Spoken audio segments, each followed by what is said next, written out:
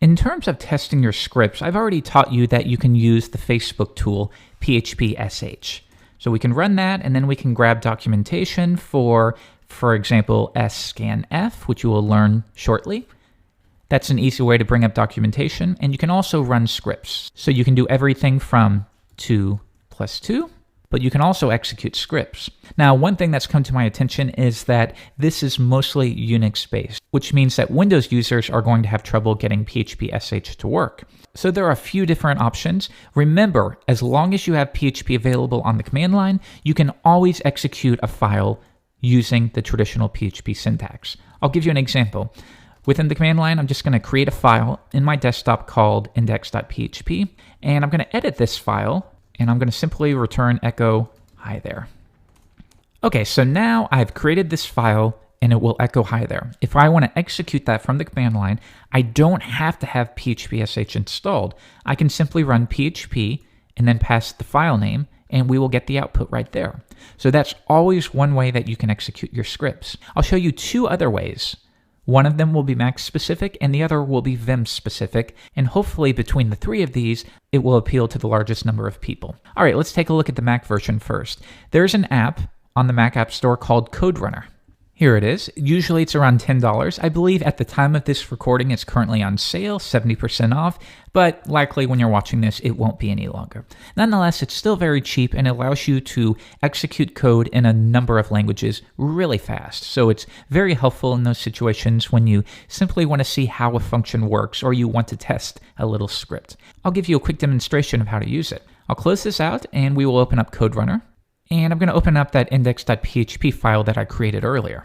First, I want you to note that generally I've taught you to open PHP and close PHP. And the rule of thumb for this is when the core of your file will be HTML based, absolutely do this. On the other hand, if you are specifically within a PHP file and there will never be anything other than PHP, in that case, it's considered a best practice to leave it off. It's not required. The only reason it's there is to designate when you're done with your PHP blog. But if you think about it, if this entire file is just for PHP, it doesn't matter because all of it will be PHP. I don't need to worry about it. Okay, with that out of the way, let's test a function. So we'll write our first function by writing function test. And within here, we're going to return something. We're going to return some value. We're going to return hello world because this is the hello world of functions. So now we've created this function. It can be reused in a number of places. It doesn't do very much, but that's okay. It's your first function. If we want to call it, we can write the name of the function, and then we execute it by using the open and closing parentheses, like so. So now I can save this in CodeRunner. If I want to test it, I want to make sure the language is set to PHP, which it will grab the file extension and do that for you. Now I can execute it by either clicking Run right here, or I can press Command R. Now you'll see this pops up at the bottom, but nothing echoes out. And of course it doesn't, because if you think about it, we called this function, it returned a value. Well, what did we do with that returned value? Well, we didn't do anything at all. So why don't we either echo out the value or store it in a variable? For now, let's echo test. Now I'm going to press Command R to run it again, and now we do get hello world. So this is a really easy way to test code and immediately run it in more of a GUI way rather than doing the command line. So because this isn't specifically your functions episode, we will only expand it slightly. And we're going to provide a name, and I'm going to make the function name something more descriptive, such as say hello.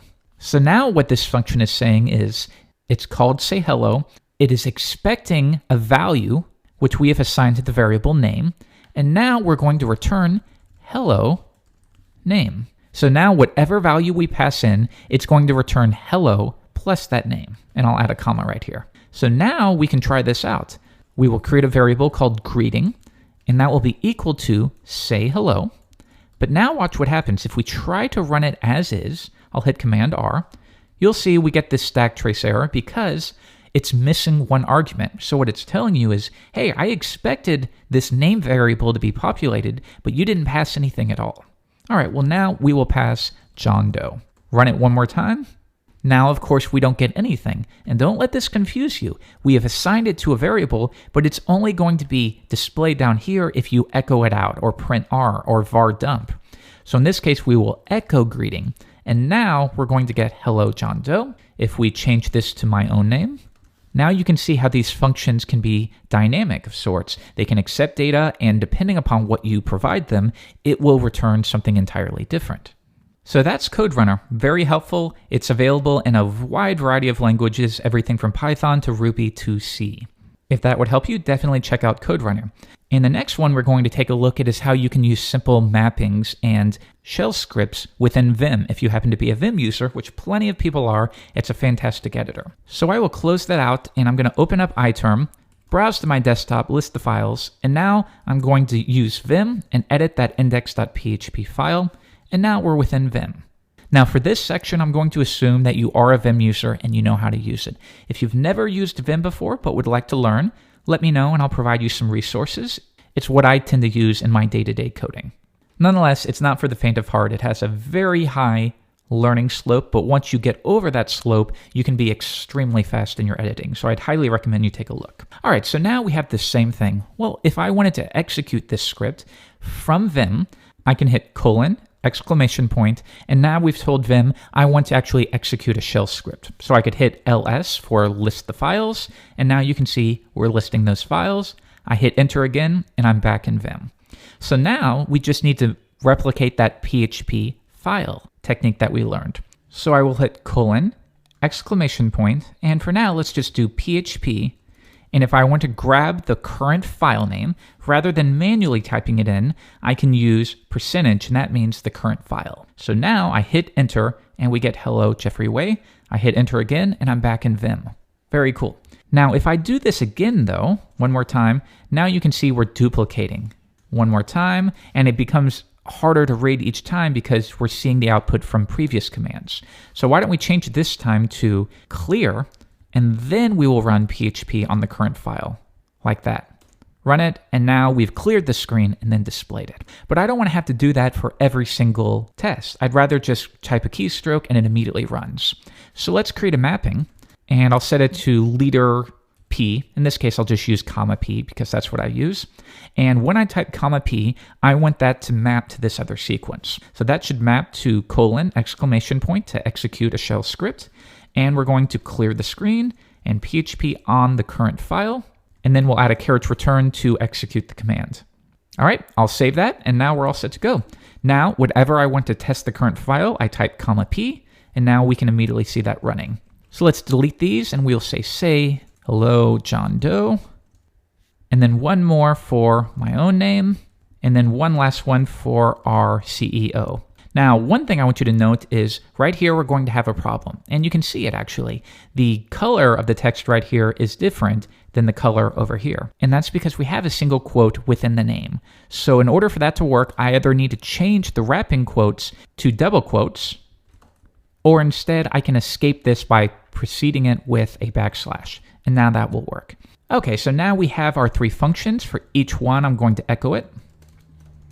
And now if we want to run this code directly in the terminal, I type comma P, and now that's run. Hello John Doe, hello Jeffrey Way, hello Carlos Taid. Great, so now you have a lot of different resources for testing your code. You can do it directly within the browser. Nothing wrong with that. You can do it within the command line using the PHP command. You can use it in Vim by creating a mapping, so it's as easy as possible.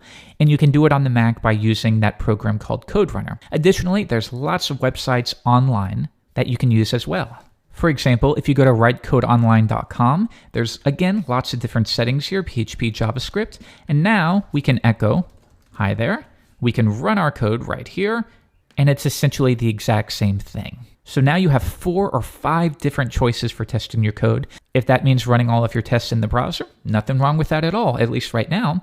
If you're a Vim user, I would recommend you use that mapping technique, but every method will get the job done.